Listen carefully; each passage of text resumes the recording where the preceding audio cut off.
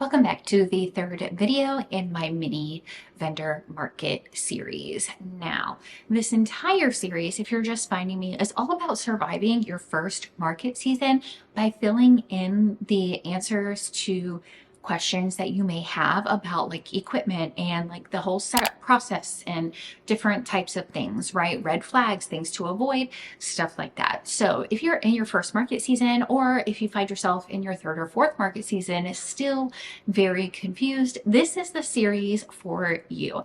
Like I said, this is video number 3, so you can go back on my channel and check out videos 1 and 2 after you watch this one. They don't necessarily need to go chronologically, but to each their own. You may prefer to watch it that way. Today, what I am doing is filling in, like I said, all of those blanks, answering all of the frequently asked questions that I could find. You guys, I went through and went in like different videos about vendor markets, different Instagrams about vendor markets, like all the Facebook groups. I went through all the things and compiled this list of 10 most frequently asked questions that I'm going to answer for you right now. Stick around for number 8 because that one sure is a doozy. That one was asked probably 4 or 5 times to every other one question that was asked. So right off the break, here we go with number 1. Right off the break, here we go with number 1. Are there fees or costs associated with joining a vendor market? Now, historically, I would like to say yes. Every vendor market that I have been a part of in my 2 years of doing vendor markets has had some sort of fee associated with it. However, it's going to vary by event and event coordinator or host. If you're ever unsure, ask any of these questions from today's video to the event coordinator right off the break before signing any contracts, so you're very clear in what is expected of you and what you can expect from that event. I have paid average of $50 for vendor fees, but I've also been a part of events that don't do a traditional vendor fee where you pay a flat rate up front. I have and am a part of a monthly like vintage market that runs like a vendor event, but it's technically not a vendor event, but it is, right? So I have done that, and that takes a 25% commission instead of a flat rate. So it can go either way. The most expensive that I have ever paid was $75, and that was for a winter, like a holiday shopping market, and it was absolutely worth it. I have noticed over time that themed events, especially themed events surrounding a holiday, are usually more expensive than like a day-to-day market. And those day-to-day markets are typically far cheaper than a specialized market, right? Makes sense. So yeah, the price of it kind of varies, but I would say, again, I'm on the East Coast, like Southern East Coast, so I would say like about $50 to $60 would be an average rate for me. Depending on the circumstances, I would not pay more than $75 to go to one day of an event. I would absolutely cap it there unless they had some like phenomenal something they were giving me or adding to the table, then I would consider it. But for me, if it's just a single day vendor market, I'm probably not spending more than $60. And if it's specialized, no more than $75. Number 2, a lot of people ask like what type of foot traffic is expected.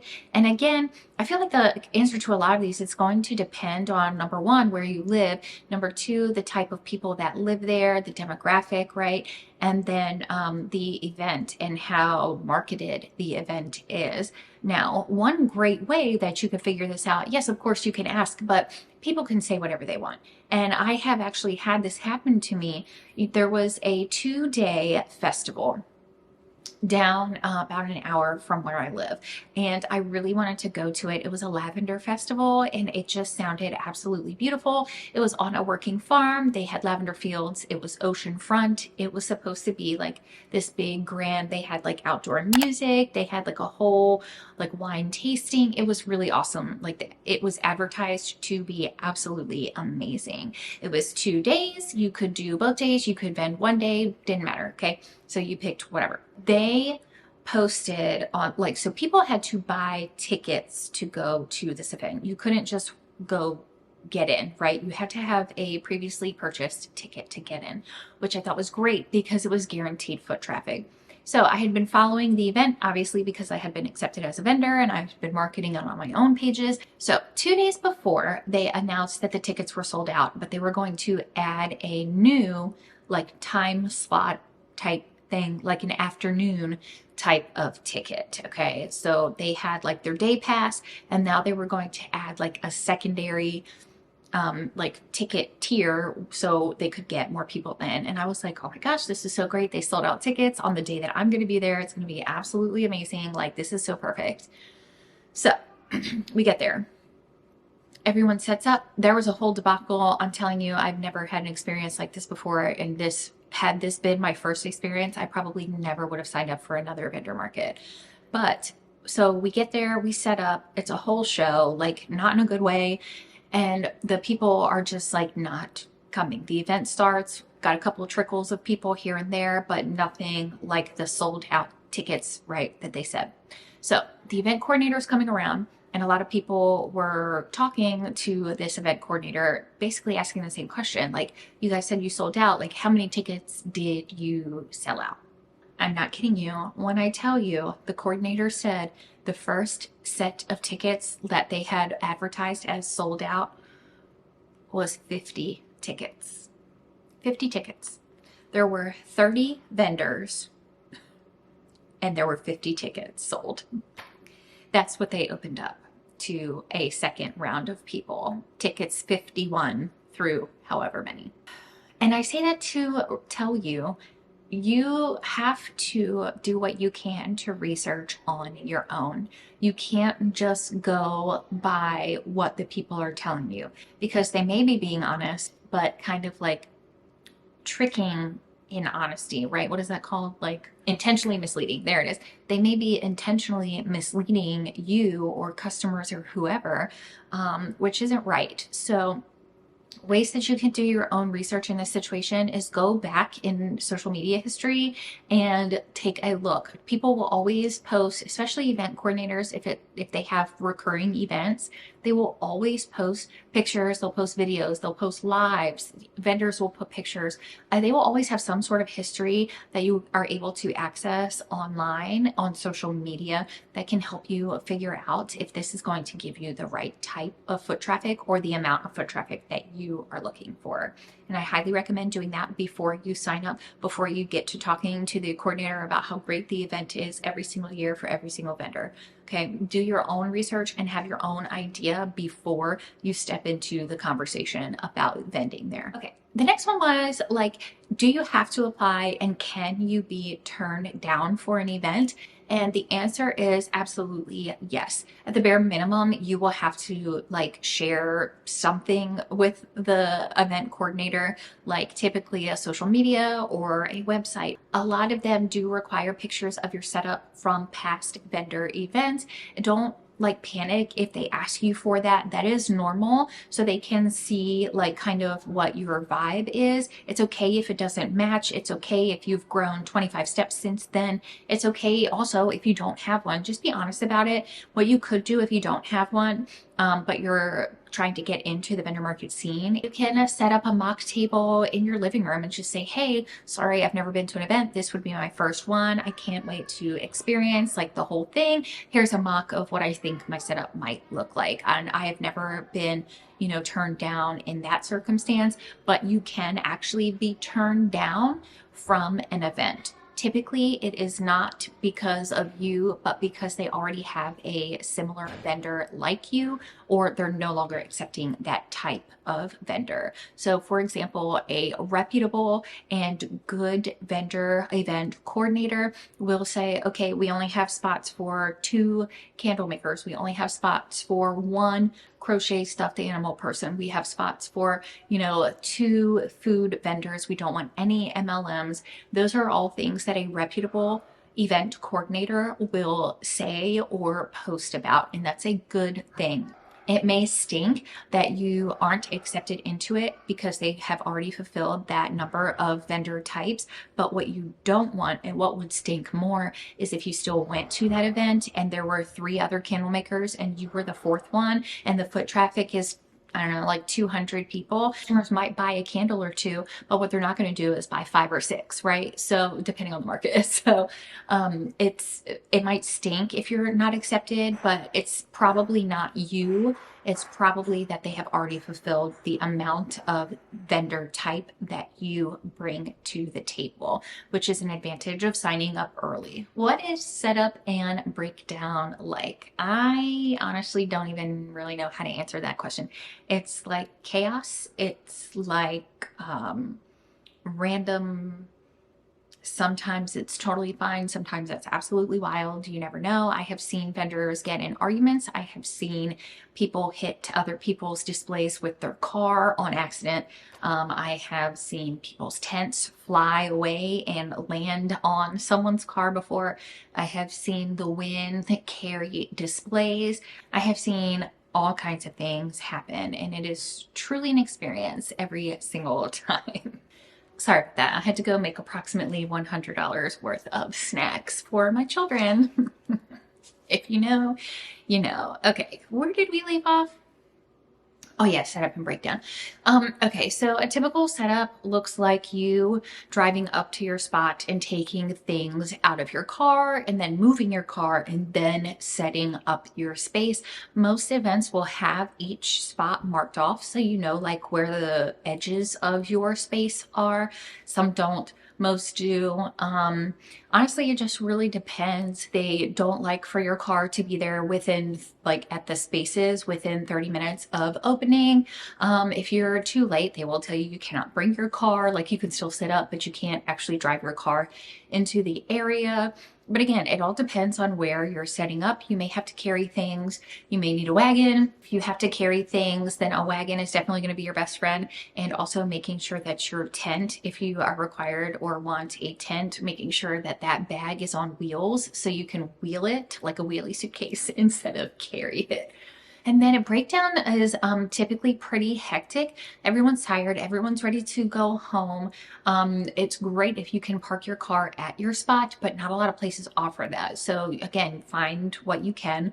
But typically it is everyone racing to get to their car first so they can be the first car into the vendor spaces so they can pack up first. But there's people like running everywhere and stuff is like rolling off of displays. It's very much so Wild West, but it is what you sign up for when you sign up for the event. So, yeah, and then there's traffic, and someone that works there that is equally as tired as you is trying to direct traffic, and everyone's mad at them, even though it's not their fault. They just came to work that day. So it can be very hectic. It can be very frustrating, and like, if you get easily anxious, then definitely you will get anxious at the end. So yeah, it can really be quite the disaster, regardless of how great the event is or how well organized it is. It typically ends up being a free-for-all, unfortunately. What are the hours and what happens if there's an emergency and I can't make it? So read over your contract. There will be like an assigned time where you are allowed to start showing up, and there will be an assigned time where your booth must be customer ready. Typically, customer ready is within 20 minutes of an opening. Okay, quick side note before I continue, I have a candle testing, and the fragrance is Dupe Fragrances Rattan Wicker. That bad boy has filled my entire first level of my house in 30 minutes. That is absolutely beautiful. It smells amazing. So if you need like a nice new fragrance and haven't tried that one yet, definitely go for it. She's a thrower, she's a shower, okay? All right, so anywho, oh, where were we? Oh yeah, okay. Well, we were at what are the hours and what happens, sorry, the hours of the event. So typically setup will begin 2 hours before the event, and then breakdown, they will require you to stay open and not break down until the actual end time of the event. So for example, if the event ends at 2 p.m., you can start breaking down at 2 p.m. I have seen event coordinators tell vendors, you are not allowed to come back. You will not be invited back. Your applications will not be accepted because they have broken down early. And that is also typically in your contract that you sign before the event, that you will not break down early. And I understand why. It definitely looks bad. I've never actually left an event early. We all kind of left that same lavender market. I'm telling you, that experience was not it. We all actually collectively made a decision, and 8 of us vendors in a row. So they had us in like a hallway type situation, because they let a ton of people sign up, like more than they had intended. So there were a bunch of extra vendors. So there was like a main strip, and then off of like the main strip row, there was like us on like a side hallway, is what it felt like.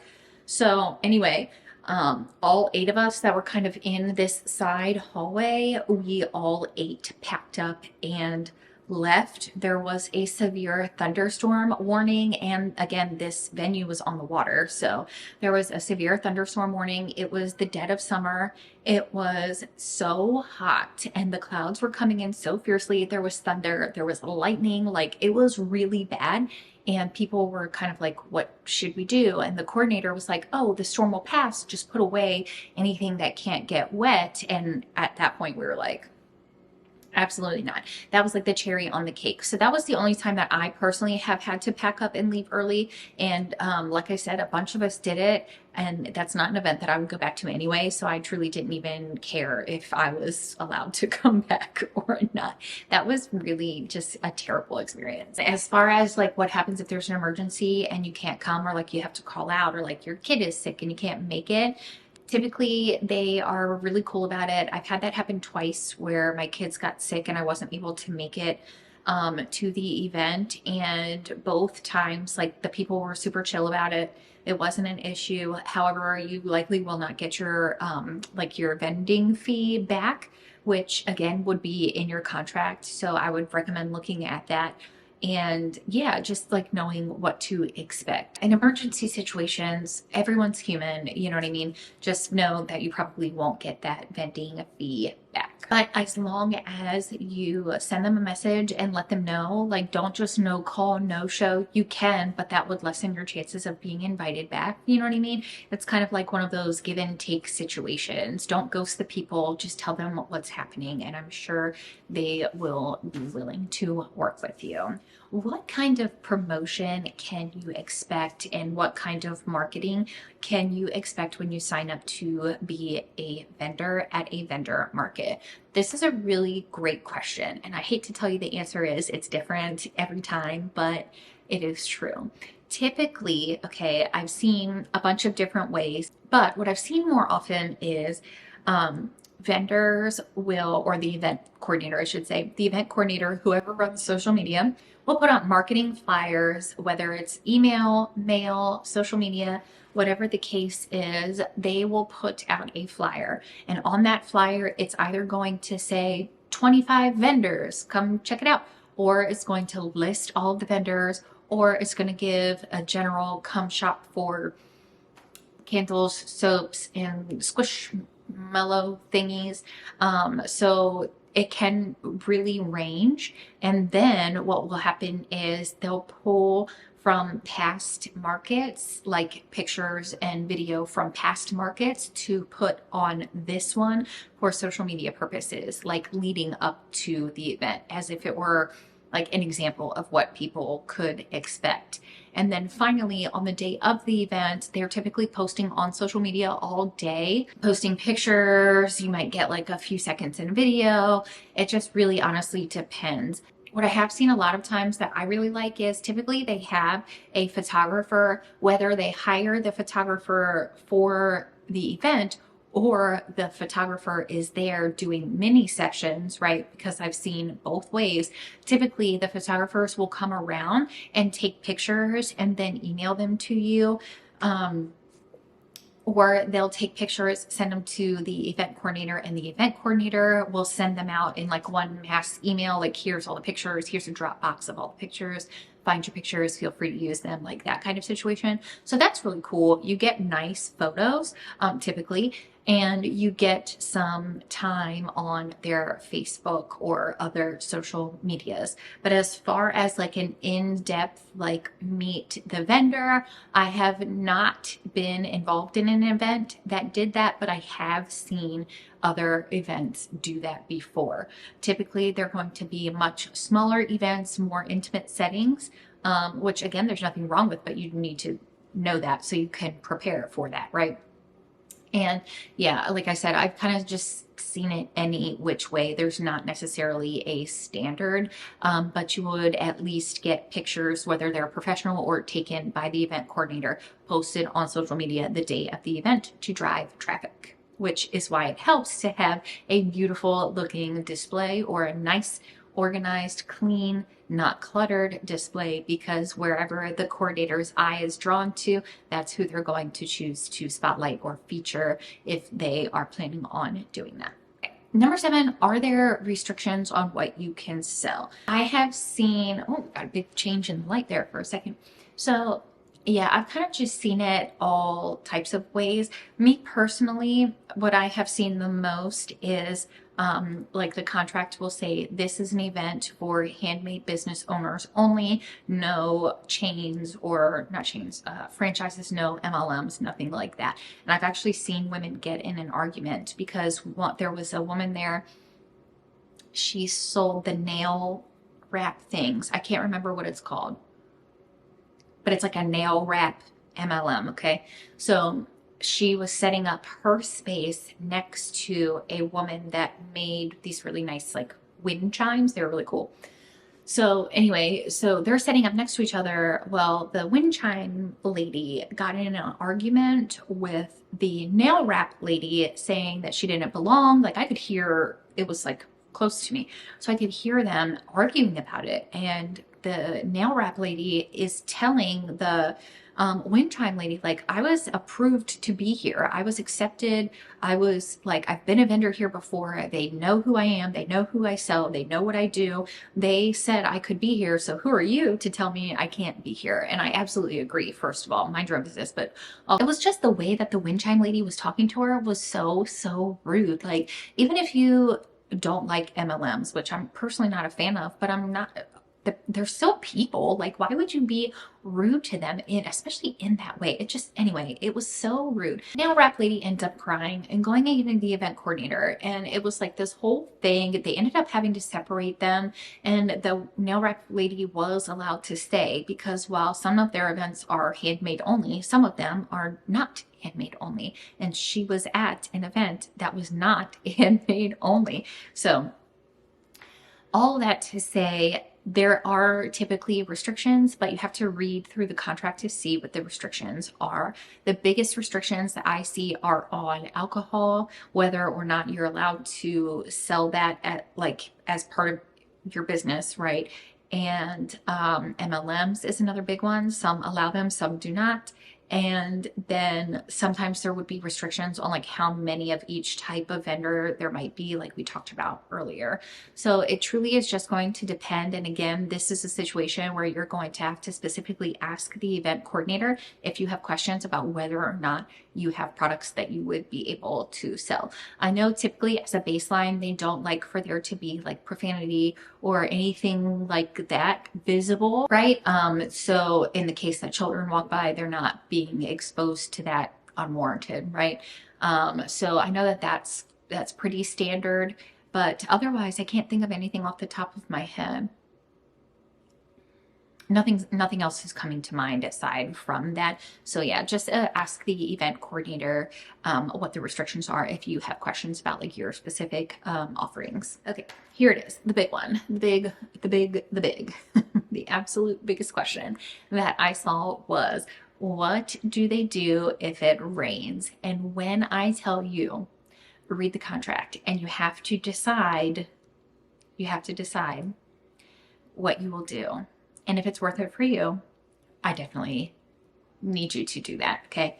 So typically what will happen, some events are rain or shine, and it will say that on the event flyer. It'll say that on their social media. It will say that in the contract. Some have a rain date. Again, that will also be posted. Yes, whatever the weather situation is, they will post that on the event flyer and in the contract. Now, it will be up to you. Like, let's say it's a rain or shine event and it's going to rain and you wake up that morning and it is pouring down buckets. That will be up to you to decide whether or not it's going to be worth it for you. Personally, if I'm going to an outdoor market and I wake up and it's pouring rain, I am not going. But that means I'm going to forfeit the cost that it was to vend at that event. So you have to decide if that is worth it for you. For me, it is. I'm not going out in the pouring rain. I had one experience at a state festival. It was beautiful when we left, and when we got there shortly after, it poured buckets the entire day. And it was pretty significant, like rain, like very, very significant. So, and actually, I think I made a video about that. I've had several videos about vendor markets. If you like look back, it's been a while since I posted one, but I did have some like vlogs and stuff preparing and before and after of events. So if you check back on my channel, and I'm pretty sure I have a playlist about it, I'll link it up in the cards. You can check those out for like more specific information about those experiences as they were happening. But yeah, I've definitely had pouring rain vendor events, and I've had pouring down rain ones, and I don't go. The weather is just what the weather is. That's why I was so excited and continue to be so excited that I am at the indoor vintage market every month, because it kind of takes the guesswork out of the weather. Yeah, it's just one of those things. You have to decide what is worth it for you and where you draw the line. An event with a rain date is actually really cool, but I don't typically find a lot of those around like my area. I know they exist, but I'm more of a stick with what I know type of gal. Like me, going to vendor events is like a huge step for me in the first place. So going to new vendor events is like even farther out of my realm of comfort. So yeah, I would just decide what you think is right for you. And it's okay if it changes. It's okay if you don't want to do a rain or shine event this month, but next month you find one that you do want to do. You know, that's the beauty of vendor markets. If you want to work, you can work. And if you don't want to work, you don't have to. So that would be my best piece of advice, or my best way of giving you advice on that topic. And then business insurance, most, if not all, vendor markets, especially the reputable ones, will require you to have business insurance and submit proof of that business insurance when you apply for the market. So yes, and I honestly would recommend having that business insurance as well. That one's very cut and dry. You should have the business insurance. So parking is the final thing that I wanted to cover. Honestly, your best bet is to check out past social media posts like I talked about and do your research. Some places allow you to pull up right to your space and you stay parked in your space, which is typically more in like a parking lot situation. Like they'll give you 2 parking spots assigned to you, and you can park your vehicle in one and then set up in the other. I've seen it where you have to drop your stuff off and then you go park in a parking lot. I have been chauffeured, or not chauffeured, but driven by a golf cart to my car because it was so far away to drive my car back to pack up and stuff. So it really just depends on the layout of the space. But honestly, I've never had a poor experience there. It can just be a little bit stressful when everyone is trying to pack up and leave at the same time, you know? So yeah, I hope this wasn't like too overwhelming. I was trying to frame it positively because most of the answers are positive. They're just truly going to depend on your experiences and what you take from the event. I've had absolutely wonderful experiences, and I have had that one actual really terrible one. So kind of just have to wait and see. You never know what's going to happen. You never know if your event is going to be hosted by the Wild West or if it's going to be a well-oiled machine. And with that, I will leave you. I think this is the end of the market mini series. Unless there was something else that you guys wanted to see that I could add in, I'm happy to do that. Let me know in the comments below. If you have a horror story, I would love to wallow in that pain with you. So describe it down in the comments below, and I will see you in the next video. Bye.